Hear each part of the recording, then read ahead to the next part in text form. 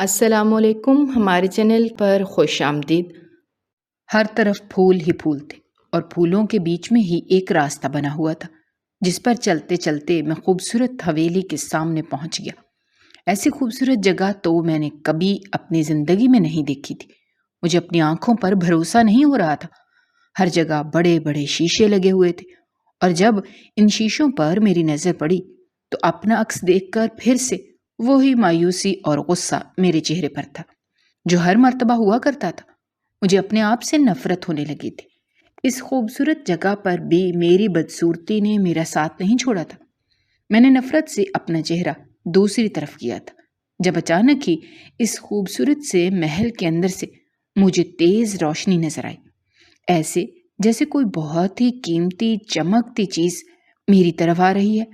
اس کی چمک اس قدر زیادہ تھی کہ مسلسل اس کی طرف دیکھنا میرے لیے ممکن نہیں تھا، اسی لیے میں نے اپنی آنکھوں پر ہاتھ رکھ لیے۔ وہ تیز روشنی آہستہ آہستہ میرے قریب آتی جا رہی تھی اور پھر بالکل میرے قریب آ کر ختم ہو گئی۔ جیسے ہی مجھے لگا کہ وہ روشنی ختم ہو گئی ہے، میں نے اپنی آنکھوں سے ہاتھ ہٹائے، وہاں تو کچھ بھی نہیں تھا۔ جب دوبارہ سے میری نظر اپنے سامنے لگے بڑے سے شیشے پر گئی تو اپنے عکس کو دیکھ کر ایک لمحے کے لیے تو میں حیران رہ گیا تھا۔ کیا یہ میں ہی تھا؟ مجھے اپنی آنکھوں دیکھی پر بھروسہ نہیں ہو رہا تھا، کیونکہ سامنے شیشے میں نظر آنے والا نوجوان تو میری سوچ سے بھی کہیں زیادہ خوبصورت تھا۔ یہ میں کیسے ہو سکتا تھا؟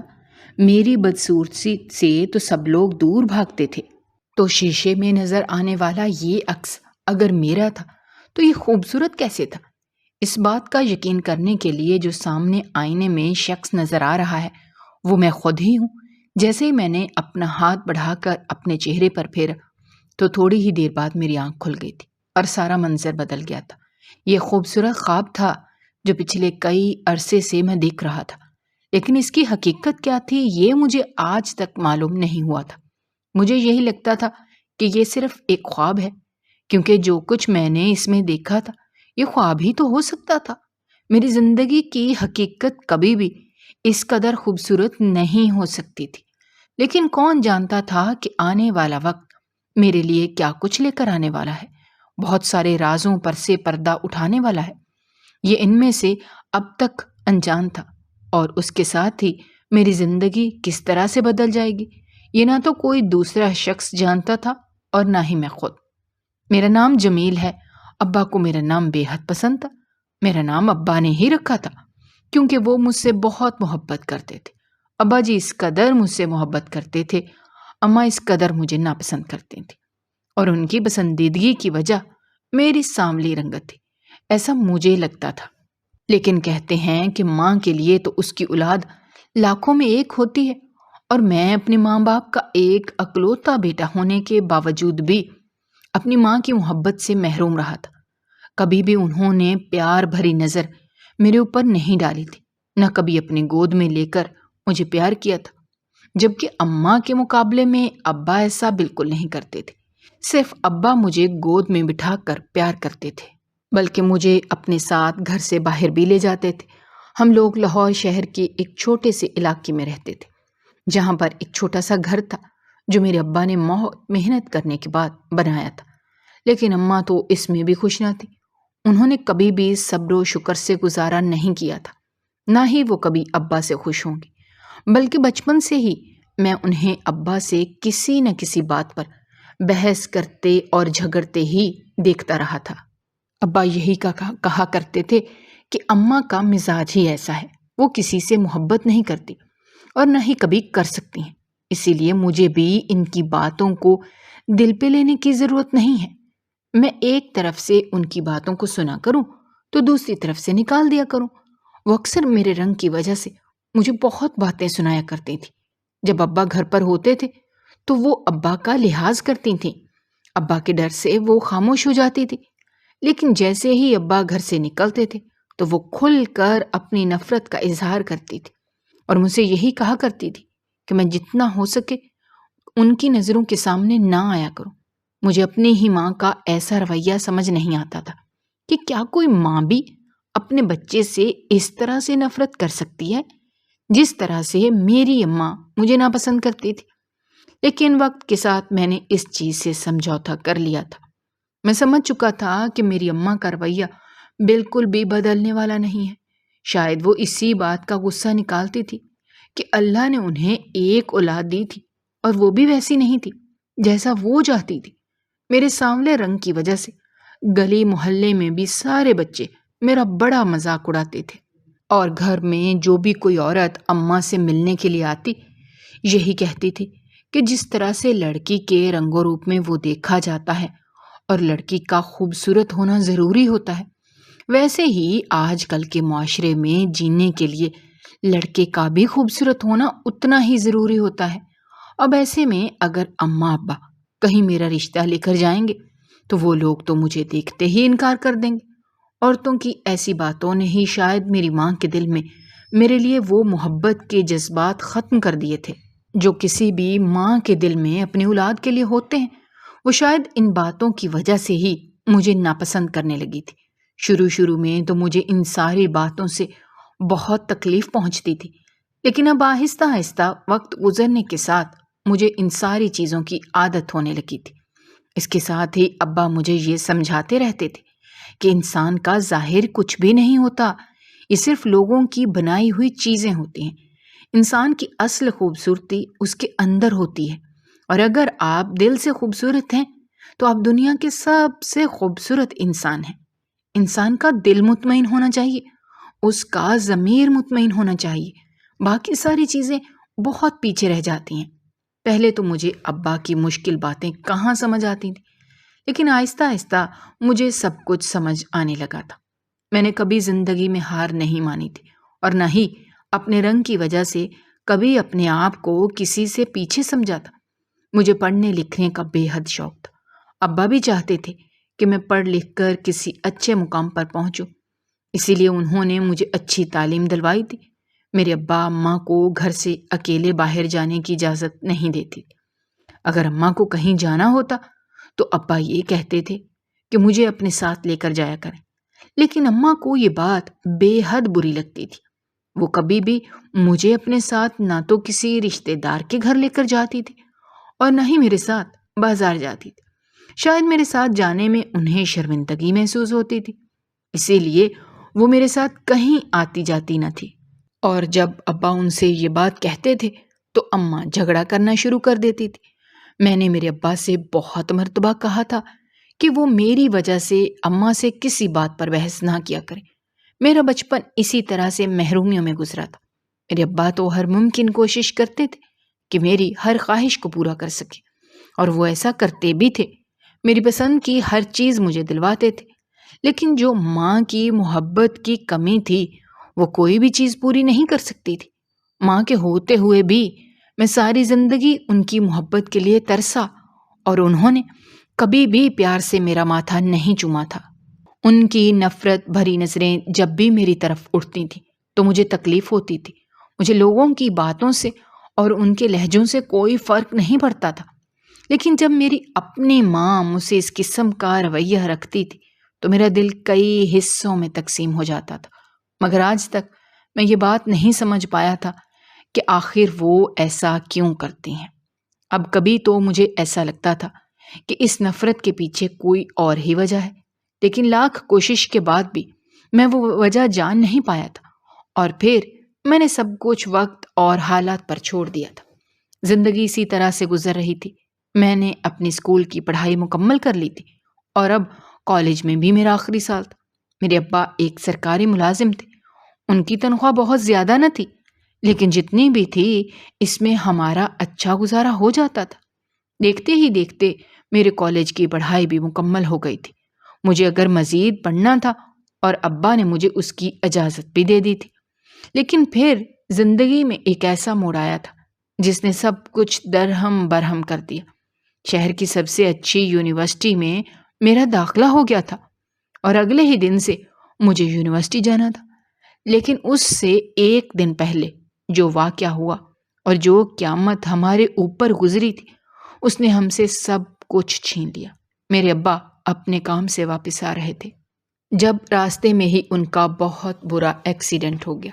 آس پاس کے لوگ ہی ابا کو اٹھا کر اسپتال لے گئے تھے، جب میرے پاس فون آیا تو میں فوراً سے اسپتال پہنچا تھا۔ میں نے اماں کو بھی اس بات کی اطلاع دے دی تھی۔ وہاں جا کر پتہ چلا کہ ان کی دونوں ٹانگیں ختم ہو گئی ہیں اور وہ چل نہیں سکتے۔ یہ صدمہ ہم سب لوگوں کے لیے بہت بڑا تھا۔ اس حادثے میں ابا کو کافی چوٹیں آئی تھیں۔ ابا نے ملنے کے لیے مجھے اپنے پاس بلایا تھا۔ شاید وہ مجھ سے کوئی ضروری بات کرنا چاہتے تھے۔ اماں کو اس بات کا بہت تجسس تھا، لیکن ابا نے صرف مجھے ملنے کے لیے بلایا تھا۔ ڈاکٹر کے کہنے پر میں ابا سے ملنے کے لیے گیا تو انہوں نے مجھے اپنے پاس بلایا، مجھے پیار کیا اور اس کے ساتھ ہی انہوں نے اپنی جیب میں سے ایک چابی نکال کر میرے ہاتھ میں رکھی اور یہ کہا کہ یہ ان کے صندوق کی چابی ہے جس میں انہوں نے اب تک ہر چیز سنبھال کر رکھی ہوئی ہے، اور وہ صندوق کو انہوں نے میری اماں سے چھپا کر رکھا ہے کیونکہ اس میں میرے لیے کچھ بہت خاص ہے، اور یہ چابی وہ بہت پہلے مجھے دینا چاہتے تھے، لیکن اس وقت انہیں یہی لگا تھا کہ شاید ابھی اس کا صحیح وقت نہیں ہے۔ لیکن اب انہیں لگ رہا ہے کہ وہ وقت آ گیا ہے کہ جب مجھے سب کچھ معلوم ہو جانا چاہیے۔ ان کا کہنا تھا کہ اس صندوق میں کچھ ایسا موجود ہے جو میرے لیے جاننا بہت ضروری ہے، اور ان کے جانے کے بعد تو میرے لیے وہ سب جاننا اور بھی ضروری ہو جائے گا۔ مجھے سمجھ نہیں آ رہی تھی کہ وہ کس بارے میں بات کر رہے ہیں۔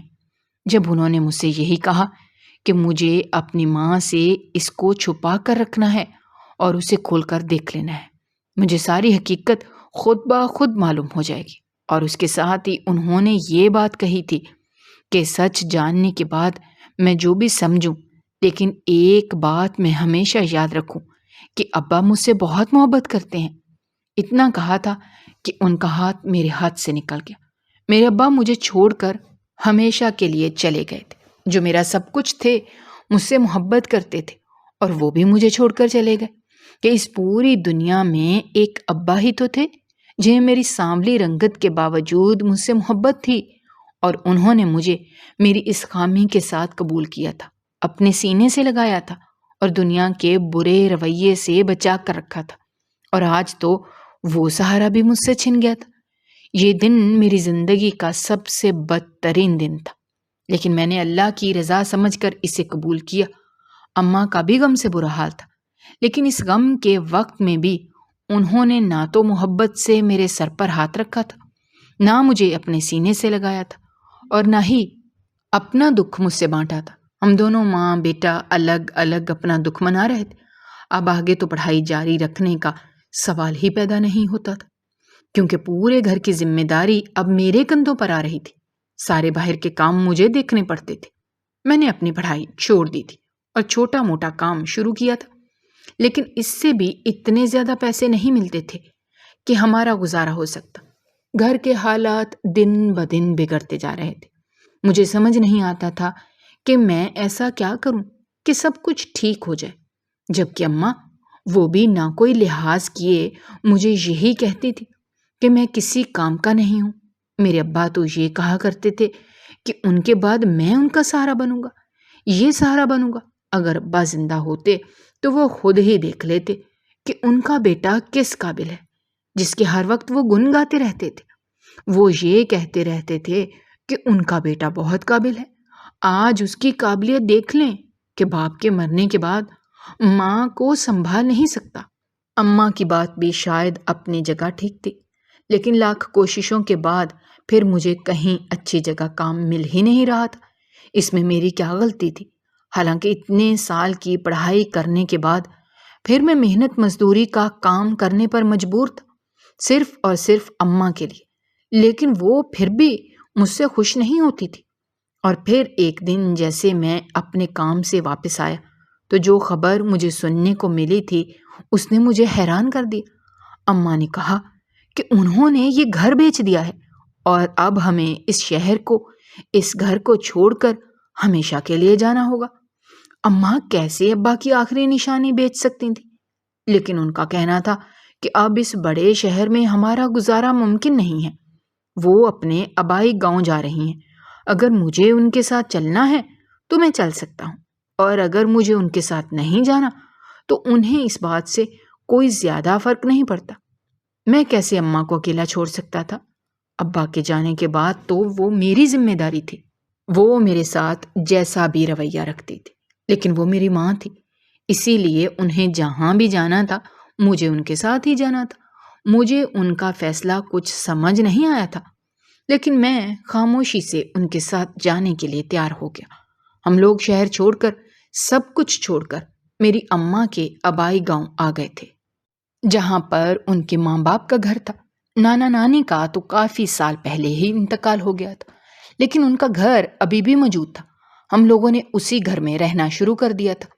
آس پڑوس کے محلے داروں کو جب اس بات کا علم ہوا تھا کہ ابا اس دنیا میں نہیں رہے اور ہم دونوں اب یہاں آ کر رہنے لگے ہیں، تو وہ لوگ بھی ہر معاملے میں ہماری بھرپور مدد کرتے تھے۔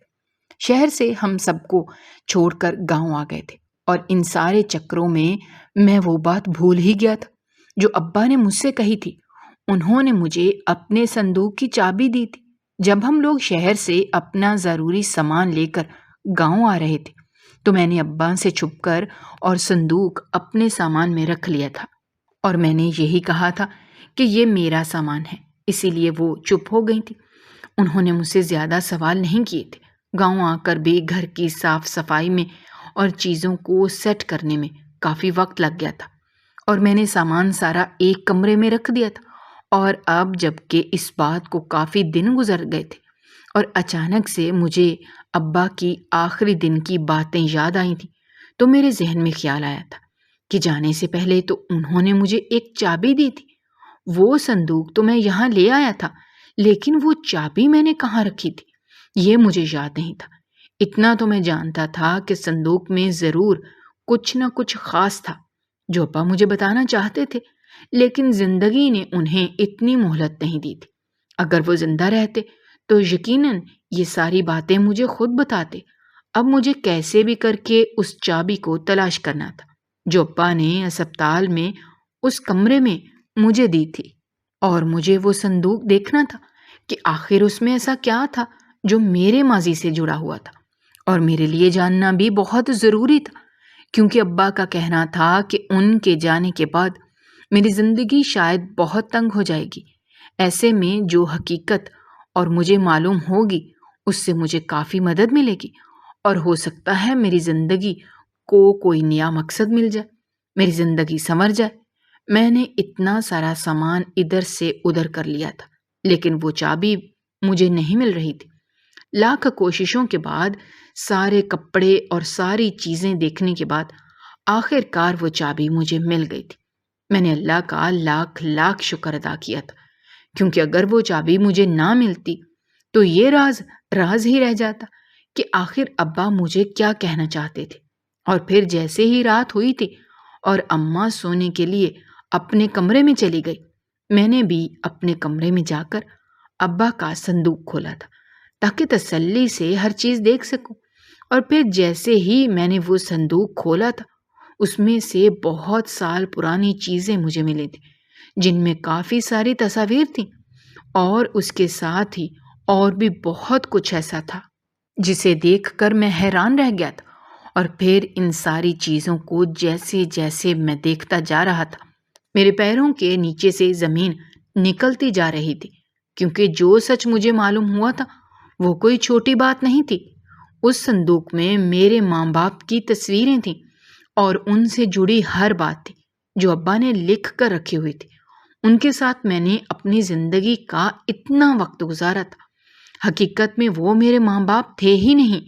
میری ماں جو مجھے پسند نہیں کرتی تھی، آج مجھے یہ بات سمجھ آئی تھی کہ وہ مجھے کیوں پسند نہیں کرتی تھی۔ حقیقت میں وہ میری ماں تھی ہی نہیں، وہ میری سوتیلی ماں تھی۔ اور میرے ابا، جنہوں نے بہت محبت سے مجھے پال پوس کر بڑا کیا تھا، وہ بھی میرے سگے باپ نہیں تھے۔ انہوں نے صرف میری پرورش کی تھی، لیکن میرے ماں باپ کوئی اور تھے۔ صندوق میں سے مجھے اپنے ابا کی پرانی ڈائری ملی تھی جس میں وہ اپنی ہر بات لکھتے تھے، اور پھر میں نے اس ڈائری کو پڑھنا شروع کیا، اور آہستہ آہستہ میرے ہر سوال کا جواب ملتا گیا تھا۔ میرے ابا گاؤں کے رہنے والے تھے، زیادہ امیر نہ تھے، غریب سے گھرانے سے ان کا تعلق تھا، لیکن ابا کو پڑھنے لکھنے کا بہت شوق تھا۔ انہوں نے اپنی پڑھائی جیسے تیسے کر کے جاری رکھی تھی اور پھر آگے پڑھنے کے لیے وہ شہر چلے گئے تھے۔ شہر میں ان کی ملاقات افضل نامی ایک لڑکے سے ہوئی تھی جو کہ ان کے ساتھ پڑھتا تھا۔ اس لڑکے کا تعلق ایک بڑے گھر سے تھا۔ وہ لوگ اپنے گاؤں کے بڑے اور وڈیرے تھے اور گاؤں میں ان کی بہت بڑی حویلی تھی۔ ابا کو اس کی دولت سے کوئی غرض نہیں تھی۔ وہ ایک ساتھ ایک ہی گھر میں رہتے تھے، ایک ساتھ پڑھتے تھے، اسی لیے دونوں میں کافی اچھی دوستی ہو گئی تھی۔ میرے ابا بہت ہی اچھے مزاج کے تھے اور سلجھے ہوئے تھے۔ ان کی زندگی کا ایک ہی مقصد تھا، انہیں پڑھ لکھ کر کسی قابل بننا تھا، شہر میں نوکری کرنی تھی تاکہ اپنے گھر والوں کے ہاتھ بدل سکے۔ جبکہ ان کا دوست، وہ تو یہاں پر صرف عیش کی زندگی جینے کے لیے آیا تھا، اپنے باپ کے پیسوں پر عیش کرنے والا ایک لاپرواہ انسان تھا۔ ابا اسے بہت سمجھاتے تھے کہ وہ اپنی یہ لاپرواہیاں چھوڑ دے، کہیں ایسا نہ ہو کہ کسی دن ان ساری باتوں کی وجہ سے وہ کچھ ایسا کر بیٹھیں کہ ساری زندگی اپنے آپ کو معاف نہ کر سکے۔ لیکن وہ یہی کہتا تھا کہ سمجھداری کے لیے اور یہ سب کچھ کرنے کے لیے پوری زندگی باقی ہے۔ ابھی وہ عمر کے جس حصے میں ہے، یہ عمر اس کی زندگی کو اپنے طریقے سے جینے کی، موج مستی کرنے کی ہے، اور وہی سب کچھ وہ کرتا تھا۔ ابا کے لاکھ سمجھانے پر بھی اس پر کسی بات کا کوئی اثر نہیں ہوتا تھا، جبکہ وہ ابا کو بھی اپنے ساتھ باہر چلنے کا کہتا، مگر ابا کوئی نہ کوئی بہانہ بنا کر ٹال دیتے تھے۔ ان کا دوست پوری رات گھر سے باہر رہتا تھا اور دیر سے گھر واپس آتا تھا۔ تقریباً صبح ہو جاتی تھی اسے گھر واپس آتے ہوئے، اور پھر سارا دن وہ سو کر گزارتا تھا۔ پڑھائی تو وہ بس نام کی کرتا تھا، اور ویسے بھی اسے کہاں کسی چیز کی فکر تھی۔ امیر ماں باپ کا اکلوتا بیٹا تھا۔ اس کا ابا ہر مہینے ایک اچھی خاصی رقم اسے بھیج دیتا تھا، اسی لیے تو کسی اور بات کی اسے فکر نہیں تھی، اور وہ بالکل بے فکر اور آزاد زندگی جی رہا تھا۔ ایک دن اسی طرح سے ابا اپنے کام کی وجہ سے بے حد پریشان تھے۔ جب ان کے دوست نے انہیں اس طرح سے پریشانی میں دیکھا تو اس نے ابا کو اپنے ساتھ چلنے کا کہا، یہ کہتے ہوئے کہ آج وہ ابا کو اپنے ساتھ ایک ایسی جگہ لے کر جائیں گے جہاں جاتے ہی ابا کی ساری پریشانی ختم ہو جائے گی۔ میرے ابا اپنے دوست کے ساتھ ایسے باہر کہیں نہیں جاتے تھے، لیکن ان کے دوست نے انہیں اپنے ساتھ جانے پر مجبور کیا، اسی لیے ابا انکار نہ کر سکے اور اپنے دوست کے ساتھ چلے گئے۔ لیکن وہ نہیں جانتے تھے کہ ان کا دوست اسے کس جگہ لے کر جانے والا تھا۔ اگر انہیں اس بات کا علم ہوتا تو وہ کبھی بھی اس کے ساتھ نہ جاتے، اور پھر اس رات ان کا دوست انہیں ایک ایسی جگہ لے کر گیا تھا جہاں ابا کبھی بھی جانے کی ہمت نہ کرتے اور نہ ہی کبھی وہاں جانے کا سوچ سکتے تھے۔ وہ ابا کو ایک کوٹھے پر لے گیا۔ ابا نے وہاں سے آنے کی بے حد کوشش کی تھی، لیکن ان کے دوست نے انہیں روک لیا، یہ کہتے ہوئے کہ اگر آج وہ ان کے ساتھ آ گئے ہیں تو تھوڑا وقت ان کے ساتھ گزار لیں۔ ابا کے دوست نے اس رات وہاں پر خوب محفل لگائی تھی، کیونکہ اس دن ان کے دوست کی سالگرہ تھی، اسی لیے وہ اپنے سارے دوستوں کو لے کر اس جگہ گیا تھا اور ہر چیز کا بہت اچھے طریقے سے اہتمام کیا گیا تھا۔ مگر ابا ان ساری چیزوں میں ذرا بھی دلچسپی نہ تھی۔ وہ رات جیسے جیسے گزری تھی اور ابا گھر آئے تھے، اور انہوں نے اپنے ساتھ وعدہ کر لیا تھا کہ ابا کبھی بھی اپنے دوست کی باتوں میں آ کر اس کے ساتھ کہیں نہیں جائیں گے۔ ابا تو اس کی خوشی کے لیے، اس کی خوشی میں شامل ہونے کے لیے چل پڑے تھے۔ انہیں کیا معلوم تھا کہ ان کا دوست انہیں ایسی جگہ لے جائے گا، اور پھر اس کے بعد ان کے دوست نے اپنی زندگی کا ایک ایسا سچ ابا کو بتایا تھا جس کے بارے میں وہ سوچ بھی نہیں سکتے تھے۔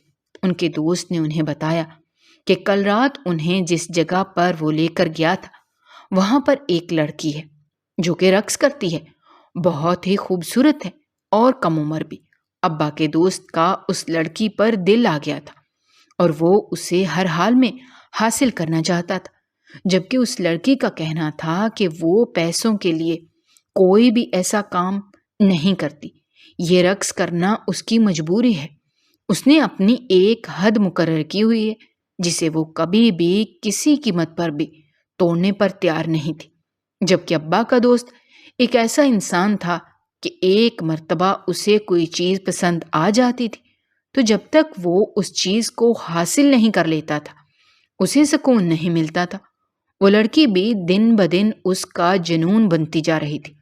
ابا نے اسے بہت سمجھایا کہ وہ ان ساری چیزوں سے نکل آئے، اس کے لیے بہتر ہوگا، لیکن وہ ماننے کے لیے تیار ہی نہیں تھا۔ اور پھر ایک دن ایسا ہوا کہ جس نے ابا کو حیران کر دیا۔ ابا کے دوست نے انہیں اپنے ساتھ چلنے کا کہا، یہ کہتے ہوئے کہ اس لڑکی سے نکاح کرنے والا ہے اور ایک دوست بننے کے ناطے میرے ابا کو اس کے نکاح میں شامل ہونا ہے۔ ابا تو یہ بات سن کر حیران تھے کہ کیا وہ واقعی ایک رقص کرنے والی سے نکاح کرنے والا تھا، جبکہ وہ کوئی عام انسان نہیں تھا۔ گاؤں میں ان کا ایک نام تھا، لوگ ان کی بہت عزت کرتے تھے۔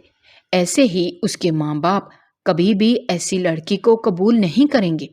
ابا نے اسے سمجھانے کی کوشش کی مگر اس کا کہنا تھا کہ وہ اپنے ماں باپ سے بات کر لے گا، ابا کو اس بات کی فکر کرنے کی ضرورت نہیں۔ ابا بس اس کی خوشی میں شامل ہوں۔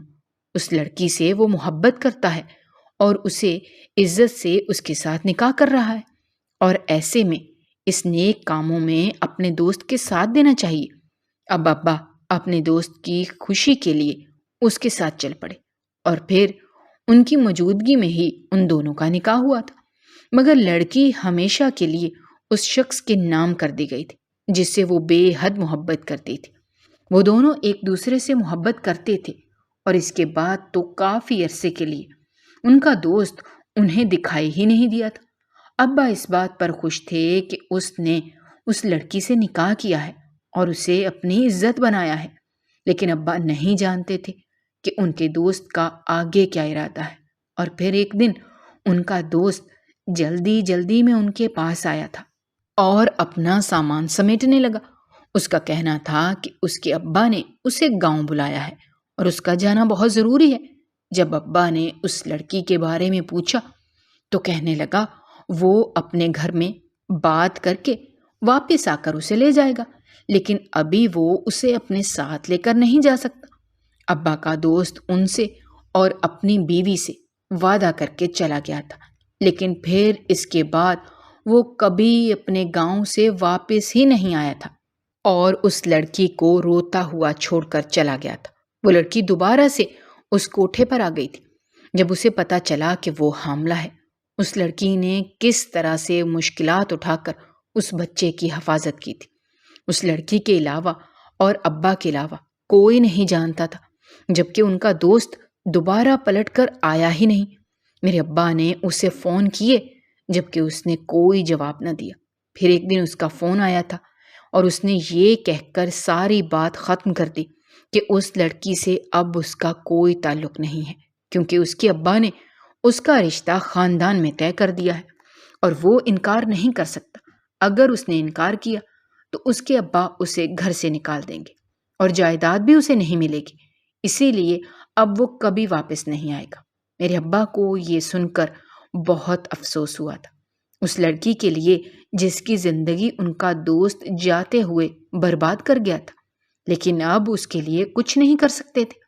ان کے دوست کی بیوی نے ایک بیٹے کو جنم دیا تھا جسے اس کوٹھے کی مالکن نے قبول کرنے سے انکار کر دیا تھا۔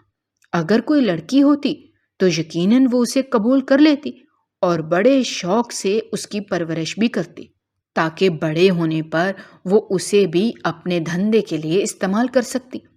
لیکن لڑکے کا اس نے کیا کرنا تھا، اسی لیے اس نے سوچ لیا تھا کہ وہ اس بچے کو یا تو کسی یتیم خانے میں دے دے گی یا کہیں باہر پھینکوا دے گی، جبکہ اس لڑکی کا تو اس وقت انتقال ہوا تھا جب اس نے اس بچے کو جنم دیا تھا۔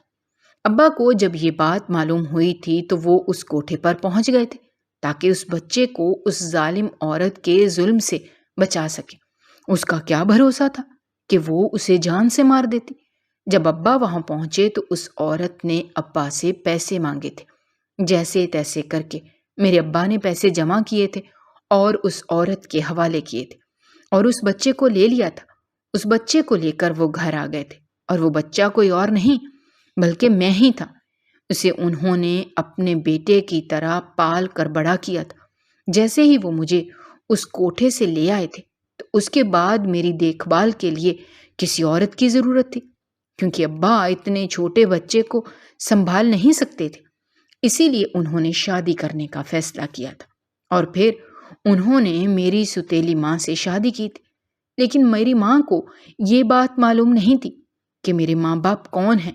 اس حقیقت کے بارے میں وہ کچھ نہیں جانتی تھی۔ ابا نے یہی کہا تھا کہ یہ ان کی اولاد ہے، اور اماں کو اس رشتے کے ساتھ ساتھ مجھے بھی قبول کرنا ہوگا۔ میری اماں نے اس وقت جذبات میں آ کر میرے ابا کی نوکری اور ساری چیزوں کو دیکھتے ہوئے شادی کے لیے ہاں کر دی تھی، لیکن بعد میں مجھے قبول نہیں کر پائی تھی۔ ایک تو ان کے دل میں یہی بات تھی کہ یہ میرے ابا کا بیٹا ہے، اسی لیے مجھ سے نفرت کرتی تھی۔ کہ جانے میرے ابا کے کس عورت سے تعلقات رہے تھے کہ جس کی صورت میں ان کے سر پر مسلط ہو گیا تھا۔ میرے سانولے رنگ کو وہ میری بدصورتی کہتی تھی، اور یہی سمجھتی تھی کہ میرے ابا کے کسی گناہ کا نتیجہ ہوں، اسی لیے تو میری رنگت ایسی ہے۔ مگر ابا نے جان بوجھ کر اماں کو سچ نہیں بتایا تھا۔ وہ جانتے تھے کہ اگر انہوں نے سچ بتا دیا تو میری ماں مجھے 1 منٹ سے پہلے گھر سے نکال دیں گی۔ لیکن آج سارا سچ مجھے معلوم ہو گیا تھا۔ صندوق میں سے میری ماں کی تصویریں، ابا کی تصویریں، میرے ابا کی حویلی کا پتہ، سب کچھ موجود تھا۔ اس کے ساتھ یہ ابا نے لکھا تھا کہ اگر میں جانا چاہوں تو اپنے ابا کے پاس جا سکتا ہوں۔ ہو سکتا ہے اتنے سالوں بعد انہیں میرا خیال آ گیا ہو، اور اتنے سالوں بعد اپنے خون کو اپنے سامنے دیکھ کر ان کا دل پگھل جائے۔ مجھے اپنے ماضی کی ساری سچائی معلوم ہو گئی تھی، اور پھر ایک دن اماں کے طعنوں سے تنگ آ کر میں نے گھر چھوڑنے کا فیصلہ کر لیا۔ یہاں پر آ کر اماں کو میری ضرورت نہیں رہی تھی، اسی لیے میری ستیلی ماں نے مجھے میرے سانولے رنگ کے طعنے دے کر گھر سے نکال دیا۔ میں دکھی دل کے ساتھ گھر سے نکل آیا تھا۔ ایک مرتبہ میں اپنے ابا کی حویلی جانا چاہتا تھا۔ مجھے ان کی دولت سے کوئی مطلب نہیں تھا۔ میں وہاں اپنا حق لینے نہیں بلکہ اپنی ماں کے ساتھ کی گئی زیادتی کا حساب لینے کے لیے جانا چاہتا تھا، اور اپنے ابا سے یہ پوچھنا چاہتا تھا کہ انہوں نے میری ماں کے ساتھ یہ سب کچھ کیوں کیا۔ اگر وہ اس شادی کو نبھا نہیں سکتے تھے تو انہوں نے میری ماں کے ساتھ رشتہ کیوں بنایا؟ کیوں انہیں اپنی جھوٹی محبت کے جال میں پھنسایا اور انہیں وہاں اکیلا مرنے کے لیے چھوڑ کر خود یہاں آ کر اپنی نئی زندگی بسا لی؟ یہ پتہ ابا نے اپنی ڈائری میں لکھا تھا۔ اسی پتے پر میں پہنچ گیا۔ سامنے ہی ایک بہت بڑی اور خوبصورت حویلی موجود تھی۔ میں نے باہر کسی کو نہیں بتایا تھا کہ میں کون ہوں۔ میں نے بس یہی کہا کہ مجھے یہاں کے سردار سے ملنا ہے، اور وہاں کے سردار میرے ابا تھے۔ مجھے جیسے ہی حویلی کے اندر داخل ہوا تھا تو اپنے باپ کو دیکھ کر ایک لمحے کے لیے تو میرے قدم ٹھہر گئے تھے، اور پھر میں نے انہیں سب کچھ سچ سچ بتا دیا تھا کہ میں انہی کا خون ہوں، اس عورت کی اولاد ہوں جسے وہ وہاں چھوڑ کر آ گئے تھے، اور پلٹ کر خبر بھی نہیں لی تھی۔ جبکہ یہ بات سنتے ہی ابا کا رنگ اڑ گیا تھا، اور انہوں نے مجھے اپنا بیٹا ماننے سے صاف انکار کر دیا۔ یہاں پر آ کر انہوں نے اپنے ماں باپ کی مرضی سے شادی کر لی تھی، اور میری ماں کو تو وہ مکمل طور پر بھول گئے تھے۔ اپنی نئی زندگی انہوں نے شروع کی تھی، اور ان کی دوسری بیوی سے ان کی اولاد تھی۔ ان کا کہنا تھا کہ وہی ان کی اولاد ہے۔ وہ مجھے اپنا بیٹا نہیں مانتے، اور ویسے بھی ایک طوائف کے خون کو وہ کیسے اپنا بیٹا مان سکتے ہیں؟ اسی لیے میرے لیے بہتر یہی ہے کہ میں خاموشی سے یہاں سے چلا جاؤں، اور کسی سے بھی اس بات کا ذکر نہ کروں، کیونکہ اگر میں نے یہ غلطی کی تو اچھا نہیں ہوگا۔ مجھے اپنے باپ سے یہ امید نہ تھی۔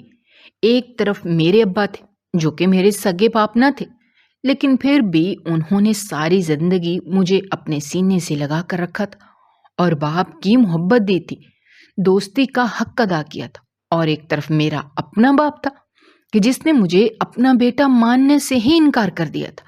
ایسے خود غرض انسان سے مجھے اسی بات کی توقع تھی۔ جو شخص نکاح کر کے اپنی بیوی کو چھوڑ کر آ سکتا تھا، اس کے لیے بیٹے کو قبول نہ کرنا کون سی بڑی بات تھی؟ میں وہاں سے بھی ٹھکرایا گیا تھا اور حویلی سے باہر نکل آیا تھا۔ کافی دور چلنے کے بعد میں ایک ندی کے کنارے آ کر بیٹھ گیا۔ دل اس قدر بوجھل تھا کہ کچھ سمجھ نہیں آ رہی تھی کہ کیا کروں۔ زندگی مجھے کس مقام پر لے آئی تھی؟ اتنے سالوں بعد ماں باپ کی حقیقت معلوم ہوئی تھی۔ ماں تو مر چکی تھی اور باپ اگر ملا ہی تھا تو اس نے بھی بیٹا ماننے سے انکار کر دیا تھا اور اپنے گھر سے نکال دیا تھا۔ میں کیسی قسمت لے کر اس دنیا میں آیا تھا؟ آج مجھے اپنی قسمت پر پہلی مرتبہ افسوس ہوا تھا۔ میں اسی ندی کے کنارے بیٹھ کر رونے لگا تھا جب اچانک سے ہی کسی نے میرے کندھے پر ہاتھ رکھا۔ یہ دیکھ کر میں حیران رہ گیا، کیونکہ ابھی تھوڑی دیر پہلے تو یہاں دور دور تک کسی انسان کا نام و نشان تک نہ تھا۔ میں نے پلٹ کر دیکھا تو ایک بہت ہی خوبصورت لڑکی میرے سامنے موجود تھی۔ میں اسے حیرت سے دیکھ رہا تھا کہ اچانک سے ہی تیز روشنی میری آنکھوں میں پڑنے لگی تھی اور میں نے اپنی آنکھوں پر ہاتھ رکھ لیا تو سامنے بیٹھی لڑکی نے کچھ پڑھ کر میرے اوپر دم کیا تھا۔ کچھ ہی دیر بعد وہ روشنی کم ہوئی تھی اور میں نے اپنے سامنے بیٹھی لڑکی کو دیکھا، جبکہ اس کا کہنا تھا کہ وہ کوئی انسان نہیں ہے بلکہ ایک جن زادی ہے اور مجھے اس کے ساتھ جانا ہوگا، کیونکہ اب وقت آ گیا ہے کہ مجھے میری منزل تک پہنچا دیا جائے۔ مجھے اس کی کچھ سمجھ نہیں آئی تھی۔ جب اس نے مجھے اپنے ساتھ چلنے کا کہا، وہ میرا ہاتھ پکڑ کر مجھے کافی دور لے آئی تھی، اور پھر وہاں آ کر جو منظر میں نے دیکھا اسے دیکھ کر ایک لمحے کے لیے اچانک سی میرا خواب میری آنکھوں کے سامنے آیا تھا۔ یہ بہت ہی خوبصورت جگہ تھی، پھولوں سے سجی ہوئی تھی، ہر طرف پھول ہی پھول تھے اور بڑے خوبصورت آئینے لگے ہوئے تھے۔ سامنے ہی ایک بڑا خوبصورت سا محل تھا اور پھولوں کے ذریعے سے اس محل کے اندر جانے کا راستہ بنا ہوا تھا۔ اس آئینے میں میں نے اپنے آپ کو دیکھا تو دیکھتا رہ گیا تھا۔ سامنے کھڑا شخص اس قدر خوبصورت تھا، کیا یہ واقعی میں تھا؟ مجھے یقین نہیں ہو رہا تھا، جبکہ میں تو ایک عام سی شکل و صورت والا سانولا سا لڑکا تھا، تو پھر یہ خوبصورتی کہاں سے آئی تھی؟ جب اس جنزادی نے میرا ہاتھ پکڑا اور مجھے محل کے اندر لے آئی اور کہنے لگی کہ آج سے یہ سب کچھ میرا ہے، اور یہ محل بھی اور یہ سب کچھ، لیکن اس سے پہلے ہمارا نکاح ہوگا۔ میں ایک جنزادی سے کیسے نکاح کر لیتا؟ جب اس نے مجھ سے یہ کہا کہ مجھے نکاح کرنا ہوگا، اس کے بعد وہ مجھے سب کچھ سچ سچ بتائے گی۔ میں نے اس جنزادی کے کہنے پر اس سے نکاح کر لیا تھا۔ اس کے بعد اس نے مجھے حقیقت بتائی تھی۔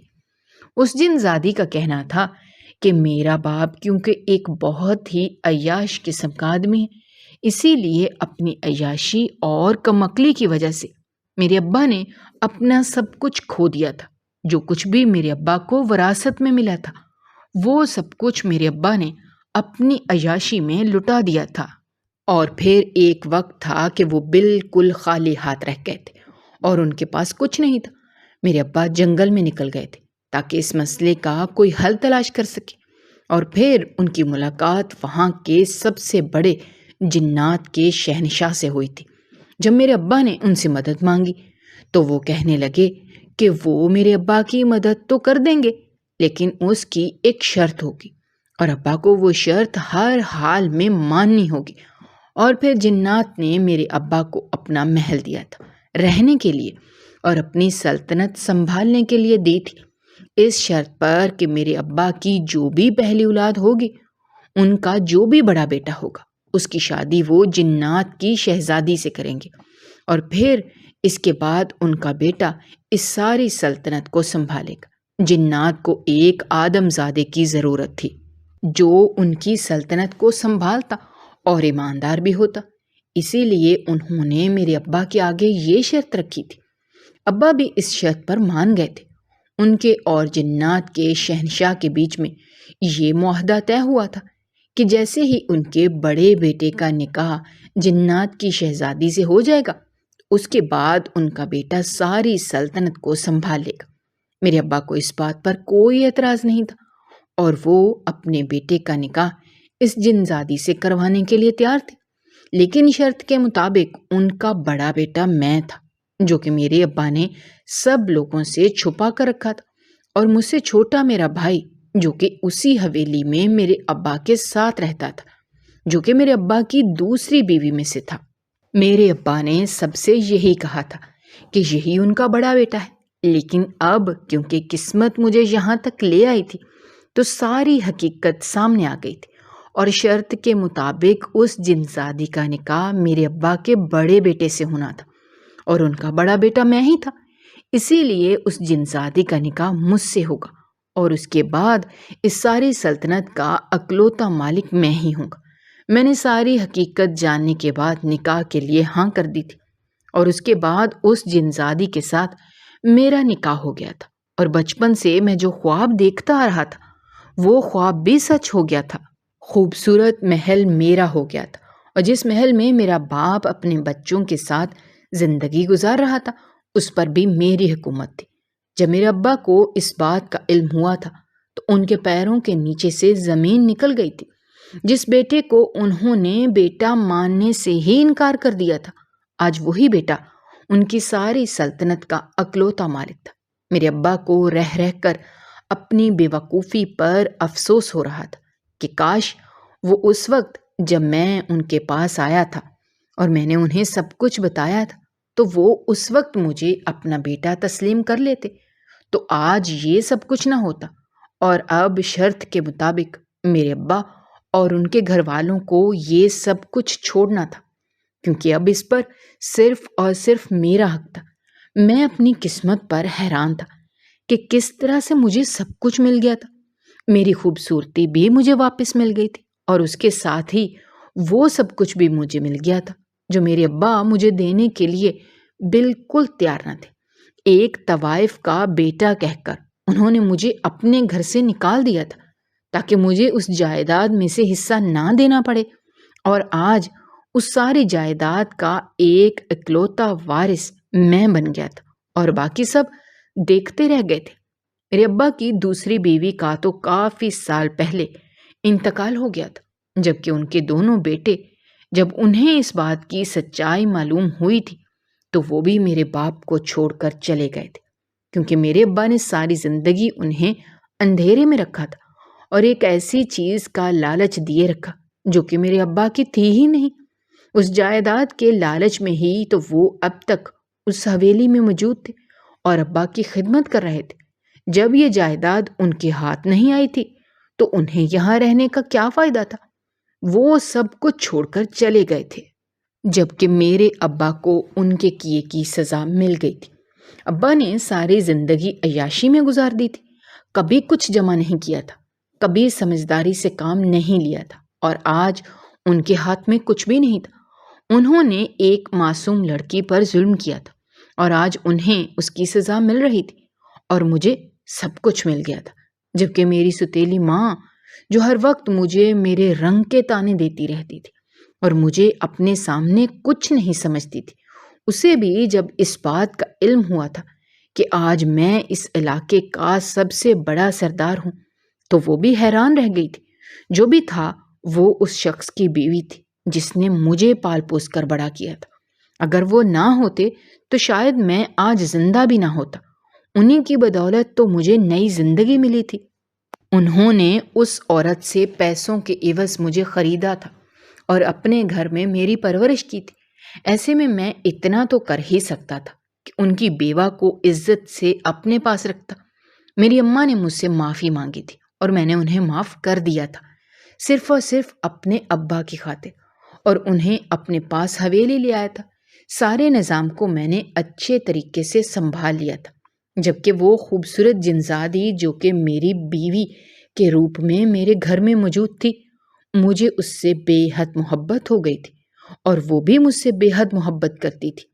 میرے سگے ابا جنہوں نے مجھے در در کی ٹھوکریں کھانے کے لیے چھوڑ دیا تھا، آج وہ خود در در کی ٹھوکریں کھانے پر مجبور تھے، لیکن کیونکہ وہ میرے باپ تھے اسی لیے میں نے پرانی ساری باتوں کو بھلا دیا تھا اور انہیں معاف کر دیا تھا، اور اپنے ملازموں سے کہہ کر انہیں ڈھونڈنے کے لیے کہا تھا۔ میرے ملازم ابا کو جنگلوں میں سے ڈھونڈ کر واپس لے آئے تھے۔ ابا نے مجھ سے معافی مانگی تھی کہ ان سے بہت بڑی غلطی ہو گئی۔ جس عورت کو وہ کچھ نہیں سمجھتے تھے، آج انہی کا بیٹا جس نے اپنے باپ کو سہارا دیا ہے، جبکہ اس کے اپنے سگے بیٹے جنہیں وہ اپنا خون مانتا تھا اور جنہیں اس نے ساری زندگی محبت دی تھی، برا وقت آنے پر وہ کس طرح سے اسے چھوڑ کر بھاگ گئے تھے۔ میں نے ابا کو معاف کر دیا تھا اور انہیں بھی اپنے ساتھ رکھا۔ سب کچھ ٹھیک ہو گیا تھا۔ میری زندگی میں مجھے وہ ساری خوشیاں مل گئی تھی جو میرا حق تھی۔ سارے رشتے مجھے واپس مل گئے تھے۔ مجھے میری ماں بھی مل گئی تھی اور میرا باپ بھی مل گیا تھا، اور اس کے ساتھ ہی وہ دولت بھی مل گئی تھی جس کے لیے نہ تو میں نے کبھی کوشش کی تھی اور نہ ہی اس کو حاصل کرنے کی کبھی جستجو کی تھی۔ لیکن جو چیز جس انسان کے نصیب میں ہوتی ہے وہ اسے مل کر رہتی ہے۔ اگر آپ کو ہماری کہانیاں پسند آ رہی ہیں تو ہمارے چینل کو سبسکرائب کرنا مت بھولیے گا۔ شکریہ۔